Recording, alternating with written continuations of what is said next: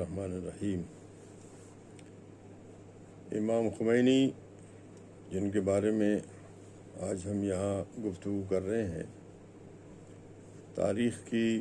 عظیم ترین شخصیتوں میں تھے، جنہوں نے تاریخ کا رخ موڑ دیا، جنہوں نے مشرق وسطیٰ میں سینکڑوں سال سے استعماری لوٹ گھسوٹ جو جاری تھی اس کو ختم کیا اور اپنے ملک یعنی ایران کے اندر جو شہنشاہی استبداد اور ظلم جاری تھا اس کو پوری طرح سے ختم کر کے عوام کے ہاتھوں میں اقتدار سونپ دیا۔ یہ لڑائی کوئی آسان نہیں تھی، بلکہ اس کے لیے وہ برسہ برس لڑتے رہے، 30-40 سال تک لڑتے رہے۔ اس کے لیے انہوں نے اپنے ملک میں رہ کر کے بھی ظلم برداشت کیا، پھر مجبور ہوئے تو جلاوطنی بھی قبول کی، عراق بھی گئے، ترکی بھی گئے اور بالآخر فرانس بھی گئے، اور اسی وقت واپس آئے جب کہ پوری طرح سے استبدادی نظام ٹوٹ چکا تھا،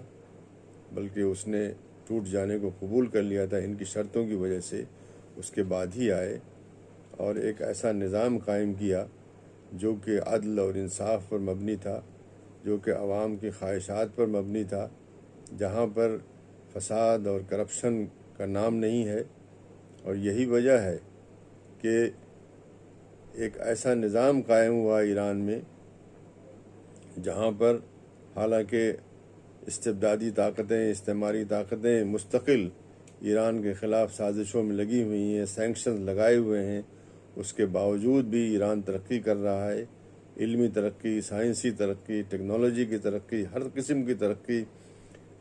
جو حربی طاقت ہے، جنگی طاقت ہے، اس میں اضافہ، ہر چیز ان سب کے باوجود ہو رہا ہے۔ اور ایران کا آج اس سب کے باوجود بہت بڑا مقام ہے، مشرق وسطیٰ میں بہت بڑا مقام ہے اور عالم اسلام میں بھی بہت بڑا مقام ہے۔ اور یہ سب اس وجہ سے ہوا کہ امام خمینی نے نہ صرف ذاتی طور سے ایک جہاد کیا، بلکہ اپنے ساتھ ہزاروں لوگوں کی ایک ٹیم تیار کی جو ان کے بعد کام میں لگی ہوئی ہے۔ بہت سے لوگ اس میں شہید بھی ہوئے، جیسا کہ ہم کو معلوم ہے۔ ایران کے شروع کے سالوں میں بہت سے لوگ جو منافقین تھے، جو استعماری طاقتوں کے ایجنٹ تھے، ان کی انقلاب کے خلاف جنگ کی وجہ سے بہت سے لوگ شہید بھی ہوئے۔ پھر صدام حسین نے جو ظالمانہ جنگ ایران پر تھوپی، اس کے بعد بھی بہت سے لوگ شہید ہوئے، لیکن یہ انقلاب بند نہیں ہوا، بلکہ یہ انقلاب مستقل جاری ہے۔ اور یہ انقلاب نہ صرف ایران کے اندر بلکہ پوری دنیا میں اور عالم اسلام و عالم عرب سب پر اپنے اثرات ڈال رہا ہے۔ ایک بہت ہی اہم بات یہ ہے کہ امام خمینی نے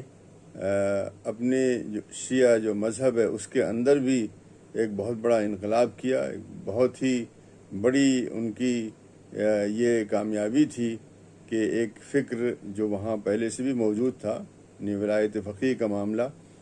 اور وہ یہ ہے کہ کیا امام کی غیبت میں حکومت قائم ہو سکتی ہے؟ تو اس کا فائدہ اٹھا کر کے استبدادی طاقتیں اور شہنشاہی طاقتیں اس کا فائدہ اٹھا کر کے اپنے ملک کو لوٹ رہی تھیں، اور جو ظالم اور جابر جو غیر ملکی طاقتیں ہیں ان کی ہمنوائی کر رہی تھیں۔ لیکن انہوں نے اسی فقہ کے اندر ایک ایسا راستہ نکالا جس میں امام کے واپس آنے تک، امام کی غیبوبت کے دوران فقیہ جو ہے ایک نظام قائم کر سکتا ہے، جس نظام میں عدل و انصاف ہوگا۔ اور جب بھی امام عادل مہدی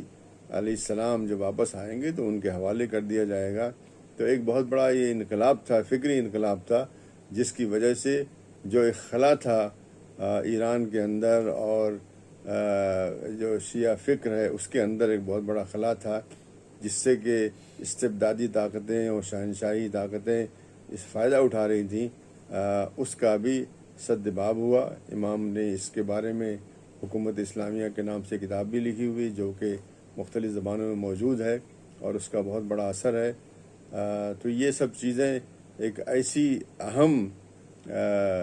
یعنی سمت کی طرف اشارہ کرتی ہیں کہ امام خمینی نہ صرف اپنے زمانے میں بلکہ صدیوں کے لیے ایک بہت ہی اہم شخصیت تھے، جنہوں نے تاریخ کو پہچانا اور تاریخ کا رخ موڑا اپنے جہاد کی وجہ سے، اور ان کے اصرار کی وجہ سے بار بار ان کے سامنے ایسی شرطیں پیش کی گئیں کہ اسے قبول کر لیتے تو وہ آرام سے رہتے، اپنے ملک میں رہتے یا باہر رہتے، لیکن انہوں نے اس کو دھتکار دیا، اور جب تک مکمل کامیابی نہیں ملی اس وقت تک انہوں نے کسی بھی حل کو قبول نہیں کیا۔ اور یہ ہمارے لیے ایک سرمایہ راہ ہے کہ ہماری جو قیادتیں ہیں، ہمارے جو ملک ہیں، ہمارے جو قائدین ہیں، وہ سب بھی اس سے سیکھیں کہ کس طرح سے اگر ہم کو واقعتاً فتح چاہیے، اگر ہم کو واقعتاً اپنے ملکوں میں